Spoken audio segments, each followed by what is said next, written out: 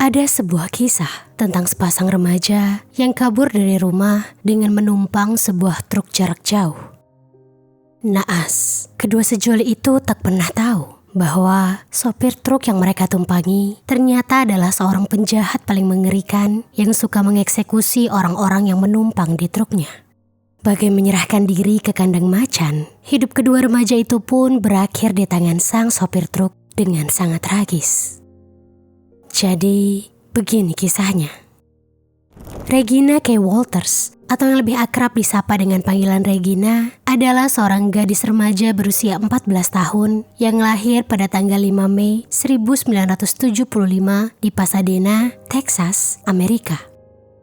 Regina memiliki hubungan yang buruk dengan kedua orang tuanya, di mana mereka seringkali berdebat karena memiliki pandangan yang berbeda tentang banyak hal. Hubungan mereka pun kemudian semakin memanas ketika Regina memacari Ricky Jones, seorang remaja laki-laki berusia 18 tahun yang terkenal bermasalah di sekolahnya. Ketika mengetahui hal itu, orang tua Regina tentu saja menentang hubungan mereka. Ayah dan ibunya tentu tidak mau Regina bergaul, apalagi sampai berpacaran dengan lelaki yang bermasalah. Namun Regina keras kepala. Gadis remaja itu tak mau mendengarkan kedua orang tuanya dan merasa dirinya sudah cukup dewasa untuk menentukan pilihannya sendiri. Singkat cerita, suatu hari pada Februari 1990, Regina lagi-lagi terlibat pertengkaran hebat dengan kedua orang tuanya karena Ricky. Kali ini, pertengkaran yang berlangsung di antara kedua belah pihak tak main-main panasnya. Hingga Regina akhirnya nekat kabur dari rumah bersama kekasihnya Ricky. Diketahui, Ricky memang sudah tidak memiliki keluarga lagi dan tinggal di lembaga pusat perlindungan sosial. Sehingga ketika Regina menghubunginya untuk kabur bersama, Ricky dengan mudah langsung menyetujuinya. Saat itu, tanpa berpikir panjang, kedua remaja itu berencana untuk kabur ke Meksiko, Amerika Utara. Niatnya, mereka akan membangun kehidupan berdua di sana tanpa gangguan dari orang tua Regina lagi. Di sisi lain, hiduplah seorang lelaki berbahaya bernama Robert Ben Rhodes, atau yang akrab disapa Robert. Robert lahir pada tanggal 22 November 1945 di Council Bluffs, Iowa, Amerika Serikat. Sehingga ketika kisah ini berlangsung, saat itu usianya adalah 45 tahun. Di masa kecilnya, Robert hanya dibesarkan oleh ibunya karena ayahnya merupakan seorang prajurit untuk Angkatan Darat Amerika Serikat yang ditugaskan di Jerman Barat.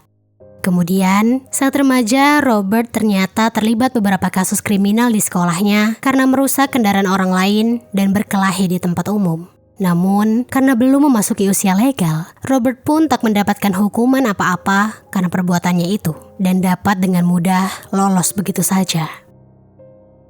Di tahun 1964, setelah lulus dari sekolah menengah Thomas Jefferson High School di Council Bluffs, Robert memilih untuk mengikuti jejak sang ayah dengan bergabung dengan Korps Marinir.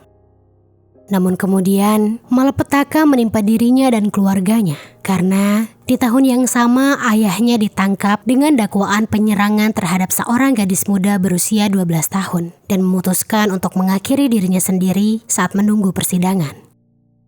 Belum berhenti sampai di situ saja, tak lama kemudian Robert juga dikeluarkan secara tidak hormat dari Korps Marinir karena keterlibatannya dalam suatu aksi perampokan. Lalu, setelah dikeluarkan dari Korps Marinir, Robert sebenarnya sempat mencoba bergabung dengan lembaga penegak hukum. Tetapi, karena riwayat hidupnya yang penuh dengan catatan kriminal, pendaftarannya itu pun langsung ditolak secara mentah-mentah. Setelah segala rangkaian kejadian itu, Robert pun mencoba melanjutkan hidup dengan bekerja di toko-toko supermarket, gudang, hingga restoran. Tak hanya itu, Robert juga menikah dan bercerai sebanyak 3 kali. Adapun istri ketiganya adalah seorang wanita bernama Deborah Rhodes. Dari yang diketahui, kehidupan pernikahannya itu tak pernah bertahan lama karena Robert memiliki kecenderungan untuk menyakiti istri-istrinya itu dan melakukan kekerasan kepada mereka. Kemudian, di tahun 1970, Robert beralih profesi dengan menjadi sopir truk lintas negara bagian. Robert sangat menikmati pekerjaan barunya itu karena dirinya bisa berpindah-pindah dari suatu tempat ke tempat yang lain dengan cepat dan tak terdeteksi. Dengan begitu, Robert pun dengan mudah melakukan aksi kriminalnya kepada orang-orang di jalanan tanpa pernah tertangkap. Bahkan, dari yang diketahui, sepanjang perjalanannya menjadi sopir truk, Robert pernah meruda paksa dan mengeksekusi sepasang suami istri yang pernah menumpang di truknya tanpa ketahuan oleh polisi sama sekali. Adapun kedua korbannya itu bernama Patricia Walsh dan Douglas Zikowski. Gilanya, setelah selesai dengan pasangan itu, Robert sama sekali tidak merasa bersalah ataupun takut. Malah, pria itu mengubah bagian belakang truknya untuk ia jadikan ruang pengeksekusian bagi korban berikutnya. Suatu hari di tahun 1990, Robert bertemu dengan dua remaja di jalan dari Texas menuju Meksiko. Dua remaja itu adalah Regina dan Ricky. Saat itu pikiran jahat pun langsung terlintas di kepala Robert begitu melihat kedua orang itu sedang kebingungan di pinggir jalan. Untuk itu, Robert pun segera menepi dan menghampiri kedua remaja itu. Kemudian, dari dalam truknya, Robert pun berkata kira-kira begini kepada Regina dan Ricky. "Mau kemana, Dek? Kok kayak bingung gitu?" Ditanya begitu, Ricky pun menjawab begini. Ini Pak, kami mau ke Meksiko, tapi bingung naik apa ya kalau dari sini." Mendengar jawaban dari Ricky, Robert pun tersenyum dan kemudian berkata begini. "Oh, kalau gitu ikut saya aja, Dek. Kebetulan kita searah." Mendengar tawaran ramah dari Robert, Regina dan Ricky pun setuju dan langsung naik ke truk Robert. Kala itu, kedua remaja itu merasa senang dan beruntung karena bertemu dengan orang baik seperti Robert. Mereka tidak tahu bahwa sebenarnya di balik senyuman ramahnya, Robert sedang menyusun rencana jahat di dalam kepalanya. Tak lama setelah membawa Ricky dan Regina bersamanya, Robert menepi di sebuah jalan sepi yang tidak dilewati oleh siapapun. Sampai di sana, Ricky dan Regina masih tak menaruh curiga sama sekali. Hingga akhirnya, secara tiba-tiba Robert mengambil senjata api dari kantung celananya dan melepaskan timah panasnya ke kepala Ricky hingga lelaki remaja itu tumbang seketika. Cairan merah merembes kemana-mana dan Regina pun mulai teriak ketakutan. Namun, Robert tidak peduli dengan semua itu. Pria itu terus berkendara menuju Harleston, Texas dan membuang jasad Ricky di sana. Saat itu, Regina sebenarnya sudah mengambil ancang-ancang untuk kabur dari Robert. Namun, usahanya itu gagal karena Robert berhasil menangkapnya dan kemudian menyekapnya di ruang eksekusi yang dimilikinya di belakang truk. Tujuan Robert mengeksekusi Ricky memang agar dirinya bisa sesuka hati melakukan aksi buasnya kepada Regina tanpa diganggu kekasih dari gadis itu. Di dalam ruangan khususnya itu, Robert pun tak henti-hentinya melakukan kekerasan kepada Regina di setiap area pemberhentian di sepanjang jalan raya antar negara bagian Amerika. Dalam keadaan terikat, gadis itu diserang habis-habisan dan juga diruda paksa berkali-kali oleh Robert. Tak hanya itu, Robert juga memangkas rambut Regina sampai habis, entah apa maksudnya. Selama penyekapan, Regina berusaha menyelamatkan dirinya dengan berteriak sekeras-kerasnya. Gadis itu berharap jika di luar akan ada orang yang mendengar suaranya dan kemudian menolongnya. Namun, harapannya itu pada akhirnya harus berakhir sia-sia karena Robert telah mendesain ruangan itu agar kedap suara. Selain itu, semakin Regina berteriak dan memberontak, maka akan semakin keras juga serangan yang dilayangkan Robert kepadanya. Untuk itu, semakin hari, Regina pun semakin pasrah dan hanya bisa menunggu keajaiban terjadi kepadanya. Tubuhnya pun juga semakin lemah dari hari ke hari, karena selain harus menahan beragam serangan dari Robert, pria itu juga tidak memberikannya makanan yang layak. Mirisnya, segala nestapa itu terus dialami oleh Regina setiap harinya sampai sekitar 1 bulan lamanya. Hingga di bulan Maret 1990, Robert yang sudah merasa bosan dengan Regina mulai berpikir untuk segera menghabisinya. Dengan begitu, Robert pun membawa Regina ke sebuah gedung kosong di daerah Illinois dan mulai menyekapnya di sana sambil mematangkan rencana pengeksekusiannya.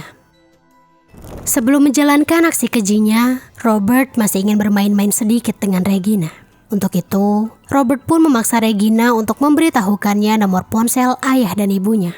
Dan Regina pun langsung menyebutkannya karena sudah sangat ketakutan dan tak memiliki pilihan lain. Kemudian, setelah Regina memberitahukan nomor orang tuanya kepada Robert, pria itu pun lalu memotret Regina untuk terakhir kalinya. Melalui foto itu, ekspresi trauma dan ketakutan tergambar jelas di wajah Regina saat itu. Tetapi Robert malah tertawa setelah melihat hasil jepretannya itu. Lalu, setelah memotret Regina, Robert pun berjalan mendekati gadis itu. Dan kemudian, kembali menyerangnya tanpa ampun dengan berbagai benda, mulai dari sebilah kayu sampai kail pancing. Dan setelah puas menyerang Regina, dengan tiba-tiba dan tanpa sepatah kata pun, Robert langsung melingkari leher Regina dengan sebuah kawat dan mulai memelintir kawat itu hingga menekan jalur napas Regina. Diperlakukan begitu, Regina pun sesak napas hingga kejang karena kekurangan oksigen. Namun, Robert tidak peduli. Lelaki itu terus saja memelintir kawat itu hingga wajah Regina membiru dan akhirnya tak bernyawa lagi. Setelah mengetahui bahwa Regina telah meninggal dunia, Robert pun kemudian meninggalkan jasad Regina begitu saja, menaiki truknya, dan melaju melanjutkan perjalanannya. Di perjalanan, Robert teringat bahwa dirinya memiliki nomor ponsel orang tua Regina. Untuk itu, Robert pun mulai bermain-main dengan mereka. Orang pertama yang Robert hubungi adalah ayah Regina. Dan begitu panggilannya terhubung kepada ayah Regina, Robert menceritakan bahwa dirinya baru saja meninggalkan putrinya di sebuah gedung. Dan tak hanya itu, Robert juga menceritakan kepada ayah Regina bahwa kini gadis itu sudah tak memiliki rambut yang panjang karena telah ia pangkas. Mendengar pria yang tak ia kenal mengoceh hal-hal aneh tentang putrinya, rasa khawatir pun langsung menyerang ayah Regina. Pria itu pun langsung bertanya bagaimana keadaan putrinya, apakah Robert meminta tebusan, dan apakah Regina masih hidup. Mendengar nada panik dari suara ayah Regina, Robert hanya tertawa saja dan langsung menutup teleponnya. Kemudian, panggilannya pun ia alihkan ke ibu Regina.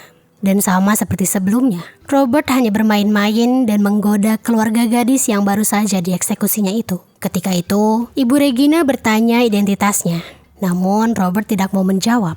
Pria itu malah berkata kira-kira begini, "Kalau mau anak kamu balik, datang ke lokasi ini ya," ucapnya sambil menyebutkan lokasi asal. Dan ketika ayah dan ibu Regina benar-benar datang ke lokasi tersebut, Robert tak ada di sana. Sebenarnya ketika Regina tak pulang selama berhari-hari setelah kabur dari rumah pada bulan Februari 1990, ayah dan ibu Regina memang telah melaporkan kehilangan gadis itu ke kantor polisi. Namun, tak juga ada titik terang dari polisi setelah laporan mereka itu. Meski hubungan mereka dan Regina tak cukup hangat dan lebih didominasi dengan pertengkaran, tetapi selayaknya orang tua, ayah dan ibu Regina sangatlah menyayangi putri kecil mereka itu. Sebelumnya, Regina memang pernah seperti itu, pergi dari rumah karena bertengkar dengan kedua orang tuanya. Tetapi kala itu gadis itu akhirnya kembali lagi ke rumah setelah beberapa hari. Oleh karena itulah, ketika Regina benar-benar tak pulang kembali, mereka pun langsung melaporkannya kepada polisi dan melakukan apapun untuk mencari dan menemukan gadis itu. Setelah mendapatkan teror panggilan aneh dari pria tak dikenal yang adalah Robert, perasaan ayah dan ibu Regina pun semakin tak enak. Mereka percaya bahwa sesuatu yang buruk telah terjadi kepada putri mereka. Untuk itu, berusaha bergerak cepat, mereka pun langsung melaporkan semua hal itu kepada polisi. Dan polisi pun berjanji akan segera melakukan penyelidikan untuk menemukan Regina. Di sisi lain, Robert dengan santai melanjutkan perjalanannya dan kembali menyekap seorang gadis di truknya. Namun, kali ini keberuntungan tak lagi berpihak kepada Robert. Karena pada tanggal 1 April 1990, truk Robert terkena razia di jalanan Arizona. Dan ketika truknya itu diperiksa, ditemukanlah tawanannya di dalam sana. Penemuan itu pun berhasil mengejutkan dan menggemparkan pihak kepolisian. Untuk itu, sang wanita yang tidak diketahui identitasnya itu pun langsung diamankan oleh kepolisian Arizona, sementara Robert langsung ditangkap dan digiring ke kantor polisi untuk diinterogasi. Dan oleh karena itu, Robert pun didakwa dengan tuduhan penyerangan dan penyekapan kelas berat. Sementara Robert sedang menjalani persidangannya atas kasus itu, jasad Regina akhirnya ditemukan beberapa bulan kemudian, tepatnya pada September 1990. Namun, saat itu belum diketahui jika Robertlah pelaku pengeksekusian Regina.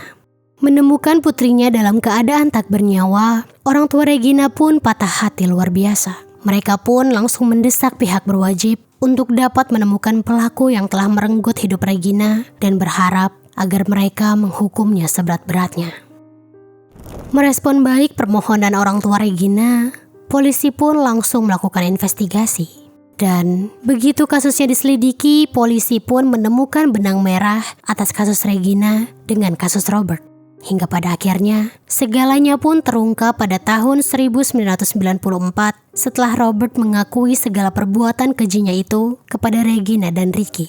Untuk itu, atas segala kejahatannya, Robert pun akhirnya dijatuhi hukuman penjara seumur hidup tanpa kemungkinan pembebasan bersyarat.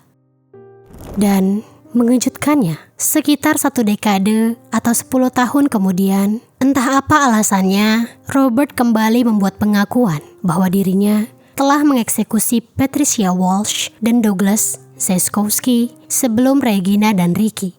Untuk itu, ia pun kembali dijatuhi hukuman seumur hidup lagi, yang mana itu berarti Robert tidak akan pernah dibebaskan kembali ke masyarakat.